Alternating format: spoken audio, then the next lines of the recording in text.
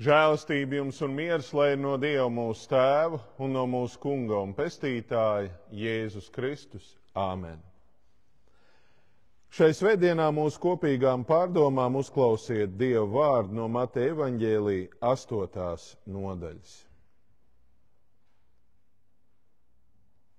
Un viņš iekāpa laivā, un viņa mācekļi tam sekoja.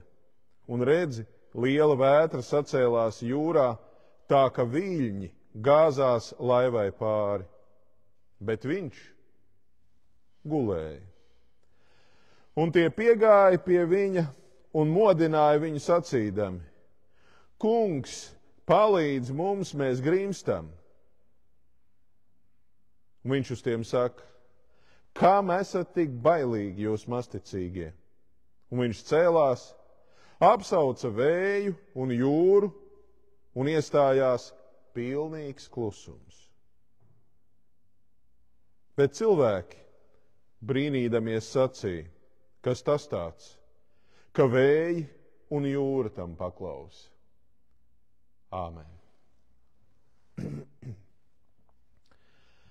Mīļais Kungs un Dievs, debes Tēvs, mēs Tevi piesaucam, mēs Tevi lūdzam. Nāc apgaismo mūsu sirdis, apgaismo mūsu prātus ar Tavu vissvētā vārda patiesību, jo mēs ticam, atzīstam un apliecinām. Tavs svētais vārds ir un paliek mūžīgi un negrozām patiesība. Āmen. Sēdiet, lūdzu. Lai nu kur Latvijā, bet šeit pie jūras mēs zinām pat tādi vidzemnieki kā es, kuri ir dzimuši un auguši tālu prom no jūras un uz jūru atbraukuši dažas reizes dažos gados. Tagad pie jūras dzīvot, mēs zinām, ko nozīmē, kad ir vētra. Mēs zinām, kad ir lieli viļņi un tie gāžās pret krastu. Mēs zinām, kā tas izskatās. Es domāju, ka nevien man, bet arī daudziem patīk aiziet līdz drošajam krastam vētras laikā un no tādas drošas un stabilas zemes, kaut kur tādā drošā attālumā, vērot, kas nu tajā jūrā tur notiek. Un tas patiešām ir grandiozi vērot, kā plosās stihija, vētra, viļņi. Tas ir majestātisks skats un no krasta uz to lūkoties ir patīkami. Bet mēs zinām arī to, pat nebūdami zvejnieki, ka šādā laikā nevajadzētu mēģināt ar kādu peldlīdzekli šajos viļņos peldēt kaut kur. Jo vētra ir vētra un jūra nesaudzēs nevienu, kurš vētras laikā tur atradīsies un nebūs uzmanīgs. Jā, mēs zinām, ir lieli kuģi, ir prasmīgi zvejnieki un kapteiņi, bet joprojām cilvēki cenšas izvairīties no kuģošanas, laivošanas, atrašanās ūdenī lielas vētras laikā. Jā, dažkārt kaitotāji, tie gan traki. Tie tur dodās uz jūras krastu un dažkārt lielā vējā un vētrā mēģina noķert kādu vilni un kādu vēja plūsmu. Šīs dienas evaņģēlijā mēs lasām par to, kā Jēzus iekāpa laivā. Un, ziniet, dažreiz tās detaļas tādas interesantas. Viņš iekāpa laivā un viņa mācekļi sekoja. Tātad Jēzus iekāpa pirmais. Tas, kurš pirmais kaut kur dodas, tas, kurš pirmais to ceļu iet, un ja kāds viņam seko, tā tomēr ir atbildība. Ja? Mēs zinām, ja tu ved kādu aiz sevis, tad tev ir atbildība nevien par sevi, kur tu ej, kādu ceļu tu izvēlies, kur tu kāp iekšā, kurā laivā, kurā kuģī. un tu esi atbildīgs par tiem, kas tev seko. Jēzus iekāp laivā un mācekļi viņam seko. Bet pēc laika notiek kaut kas tāds, ko šķietami Jēzus neparedz un neredz. Viņš ievedis ir savus sekotājus laivā, pats aizmidzis, bet sacēlās liela vētra, tik liela, ka viļņi gāzās laivai pāri. Ja mēs iedomājamies laivu un tās bortu, kas ir kāda pusmetru apmēram, varbūt nedaudz vairāk virs ūdens līmeņa, tad, lai viļņi gāstos laivai pāri, tas ir no vienas puses uz otru, ja? Varbūt ne gluži no gala līdz aizmugurei, bet, lai gāstos viļņi laivai pāri, tur ir vajadzīgs metrs un vairāk. Tiem viļņiem jābūt vismaz metru lieliem, bet iespējams vēl lielākiem. Kā Jēzus pamanās šajā vētrā gulēt, es nezinu un nesaprotu, bet izskatās, ka viņš guļ tieši tādēļ, lai pārbaudītu savu sekotāju ticību. Atcerieties, Jēzus viņus ieveda tajā laivā. Viņi sekoja Jēzum. Viņi gāja viņam pa pēdām.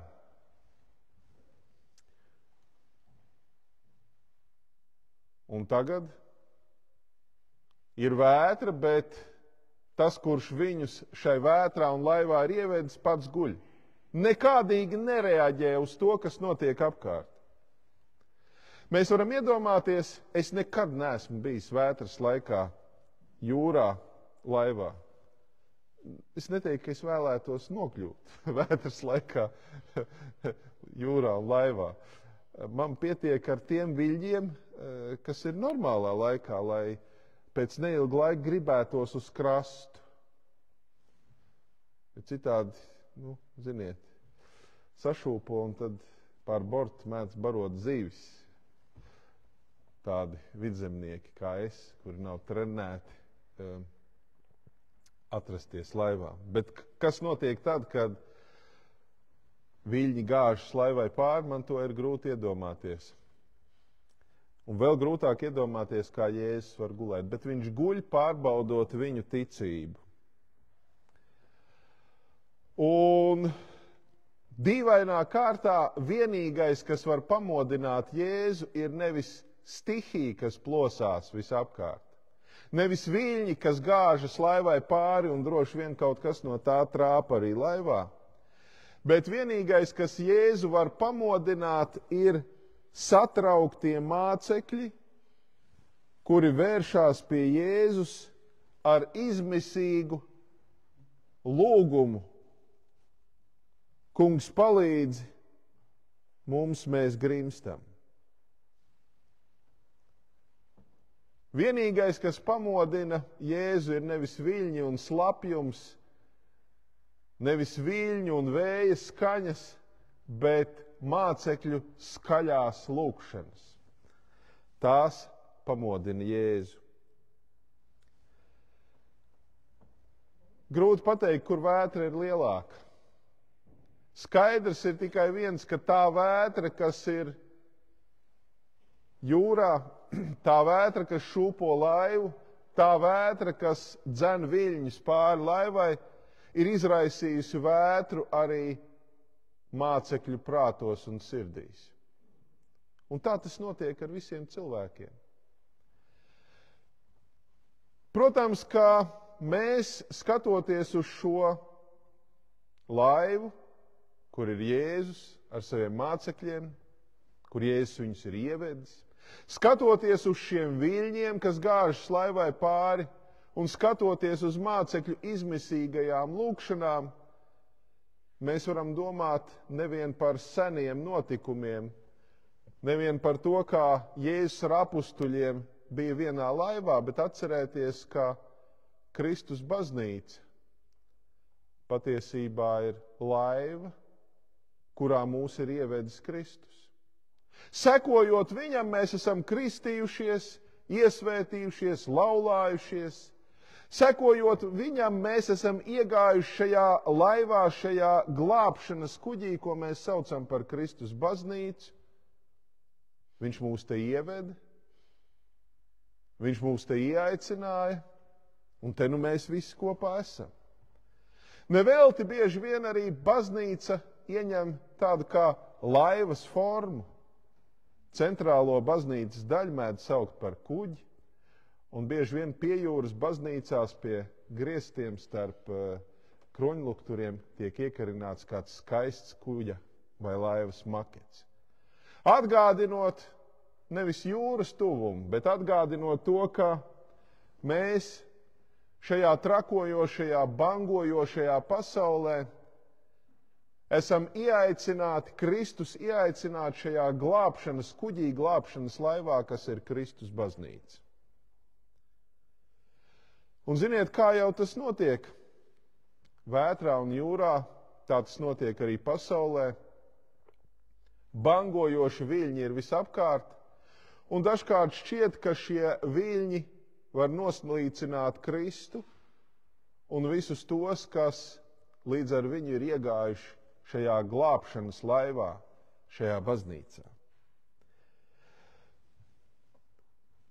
Guļošs Kristus neradīja mācekļos mierinājumu un drošību.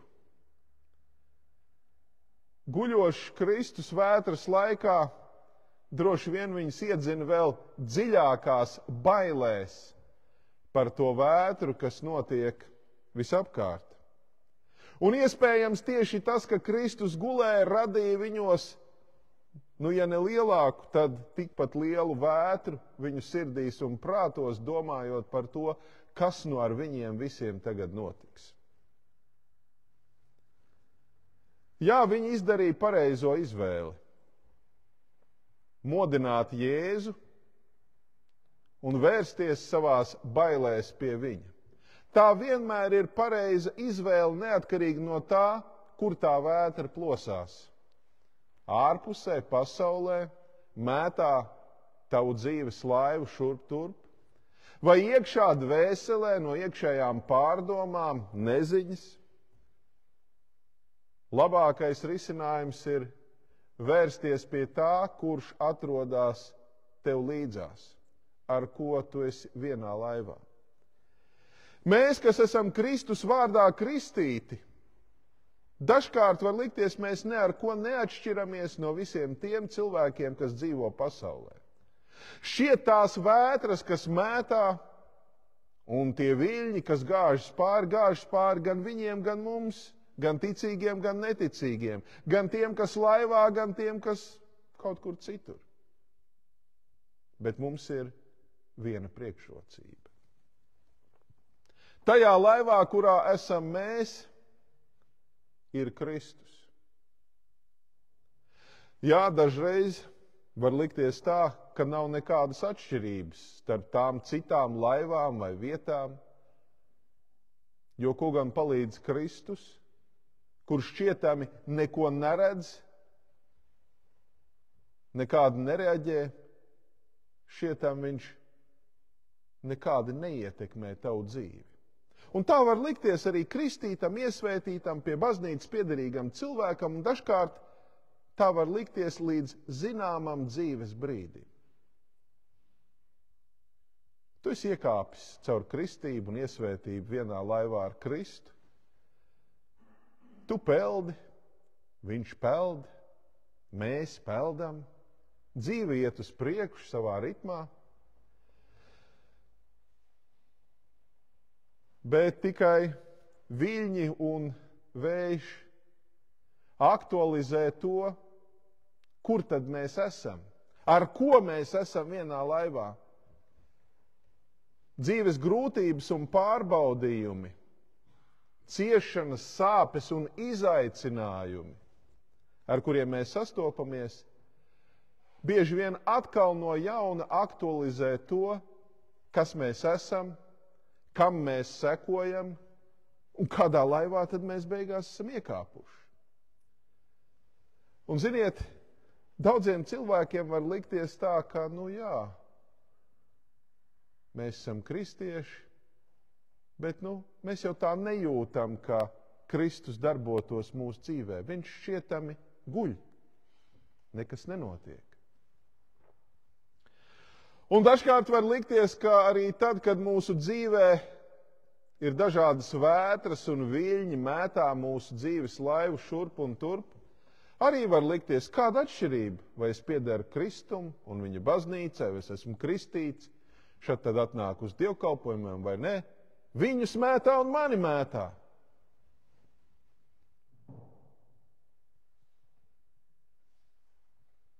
Jēzus taču guļ. Nekas pārdabisks, nekas īpašs nenotiek. Tiem, kas ir vienā laivā ar Jēzu, pat tad, kad viņš guļ, ir viena priekšrocība. Būtiska priekšrocība. Pat tad, ja tevī nav ticības, ka Jēzus klātbūtne ir tavs drošības garants pret vētrām un vējiem, tavs glābšanas riņķis un garantija, ka tu nenoslīgsi,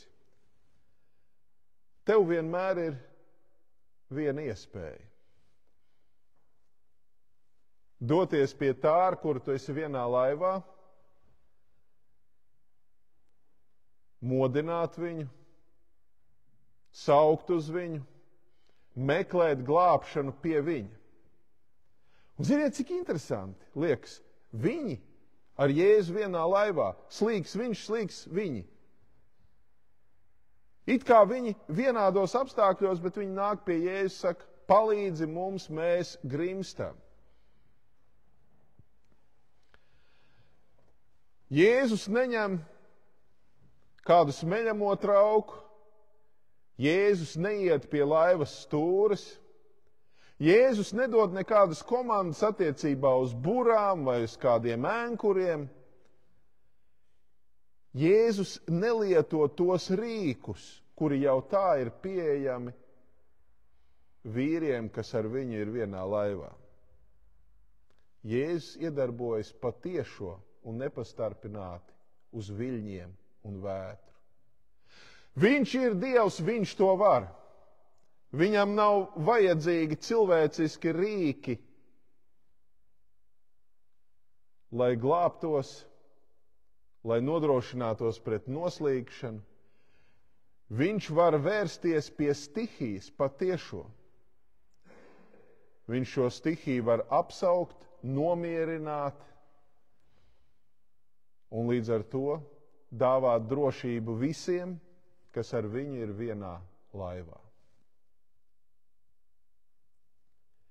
Nevien Jēzus 12 mācekļi, bet arī mēs, mīļie brāļi un māsas Kristū, mēs, kas piederam Kristum, kas esam viņa vārdā kristīti, piederam Kristus baznīcai, kā tās locekļi, baudām Kristus miesu un asinis, esam kristīgā sadraudzībā, mēs esam vienā laivā. Mēs esam vienā laivā nevien viens ar otru, kas ir jauki un patīkami. Un droši vien, ka pirms mācekļi modināja Jēzu, viņi centās palīdzēt sev un viens otram kā mācēdami. Bet mums ir svarīgi apzināties, ka mēs esam vienā laivā ar mūsu kungu un pestītāju. Visa redzamā un neredzamā radītāju, Dievu Jēzu Kristu. Viņš mūs šajā laivā ir ieaicinājis. Jā, katram no mums var pienākt dzīvē brīdis, kad savienojas divi tādi faktori. Liekas, Dievs klusē, bet manā dzīvē ir viļņi un vētras. Katram no mums pienāk, es teikšu tā, šāds brīdis vai brīži, kad vētra ārējā savienojas ar vētru iekšējo. Ārējie apstākļi un iekšējie apstākļi met augstus viļņus.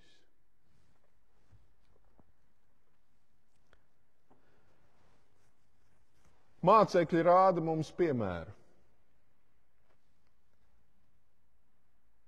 Ir jāsauc uz Jēzu, ir jāiet pie viņa un, ja tev šķiet, ka viņš guļ un neko nekontrolē, jālūdz pēc viņa palīdzības. Par šo notikumu domājot, par šo vētru, interesanti, es domāju. Ja mēs tā mēģinām izspēlēt to scenāriju, kas būtu, ja būtu. Teorētiski varētu taču būt tā, ka mācekļi, piemēram, nemodina Jēzu. Mēs taču neiedomāsimies, ka viņi varētu tomēr noslīgt. Ja viņi nebūtu modinājuši Jēzu, iespējams, tas būtu atrisinājies kaut kā citādāk, bet mēs zinām pilnīgi noteikti to, kā tas nebūtu atrisinājies. Pilnīgi noteikti laiva, kurā ir Jēzus un apustuļi. Pat tad, ja mācekļi Jēzu nemodinātu, pat tad, ja viņi neko nedarītu, šī laiva nekādā gadījumā nevarētu noslīgt. Šī laiva ar mācekļiem un Jēzu nekādā gadījumā nevarētu iet bojā, pat tad, kad mācekļi redz Jēzu guļam.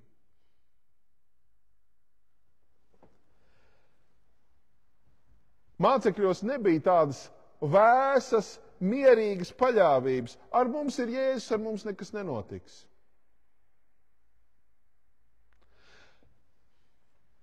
Tomēr viņos bija paļāvība, ka Jēzus viņiem var palīdzēt.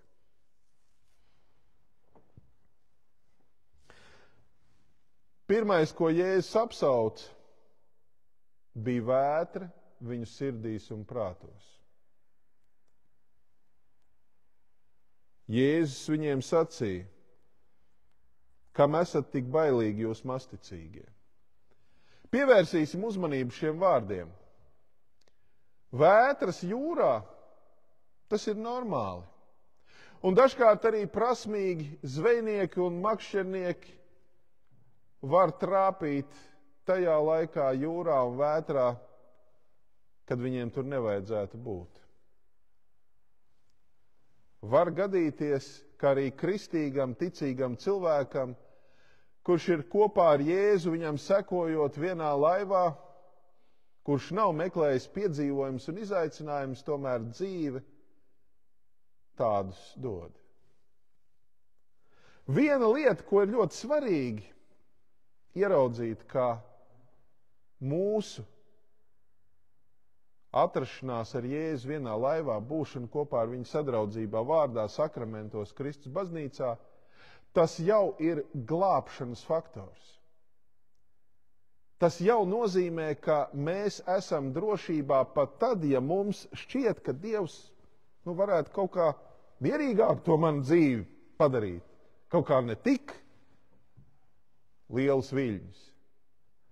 Un ir labi, ja mēs varam ticēt un paļauties, te ir Jēzus, tas nekas, viņš guļ, nekāds brīnums nenotiek, bet ar mani un ar manu dzīvi, ar šo problēmu vai ar šīm problēmām, kurām es eju cauri, viss būs kārtībā.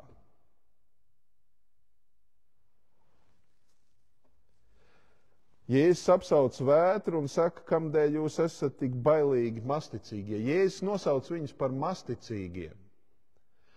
Mēs mēģinām iedomāties, kā tad būtu ticīgie. Ticīgie būtu tādi, Jēzus guļ vētra, štruns. Ja jau viņš guļ, tad jau viss ir kārtībā. Es mazliet pārspīlēju, bet apmēram tā tas varētu izskatīties. Grūtības un pārbaudījumi ir neatņemama mūsu dzīves sastāvdaļa. Un mums nevajadzētu uztraukties par to, ka tādi pār mums nāk. Ir viena lieta, par ko mums vienmēr jāuztraucās. Vai mēs ar Jēzu esam vienā laivā? Vai mēs tajā vētrā esam iegājuši tādēļ, ka mēs esam pārkāpuši citā laivā, aizgājuši savu ceļu, vai tomēr mēs ejam sekojot Jēzu? Atcerieties, pašā sākumā teicu, un viņš iekāpa laivā, un viņa mācekļi viņam sekoja. Faktiski vētra kaut kādā veidā ir saistīta ar sekošanu Jēzum. Ja viņi nebūtu sekojuši Jēzum, viņi nebūtu te vētrā. Sekojot Jēzum, mēs varam piedzīvot arī savā dzīvē dažādas turbulences. Bet vēlreiz uzsvēršu, ir svarīgi, vai mēs sekojam Jēzum, un vai mēs esam ar viņu vienā laivā. Tas ir ļoti būtiski. Tas ir izšķiroši svarīgi. Ja mēs sekojam viņam, ja mēs esam ar viņu vienā laivā, tad mēs esam drošībā un pasargāti. Bet pat tad, ja mūsu sirdīs iezogas šaubas, ja mēs piedzīvojam nedrošību un bailes, kas ir normāli cilvēkam, Jēzus ir turpat līdzās. Savās vētrās, savās bailēs mēs varam vērsties pie Jēzus un lūgt, kā mācekļi lūdz. Kungs, palīdzi mums. Kristus neatraida nevienu, kas viņam seko. Kristus rūpējās par tiem, kuri seko viņam un atrodas ar viņu vienā laivā, un mēs tie esam.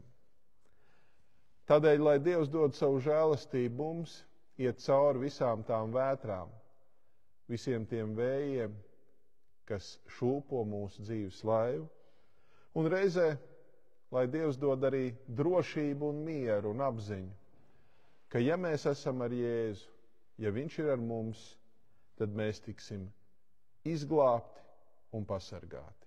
Āmen.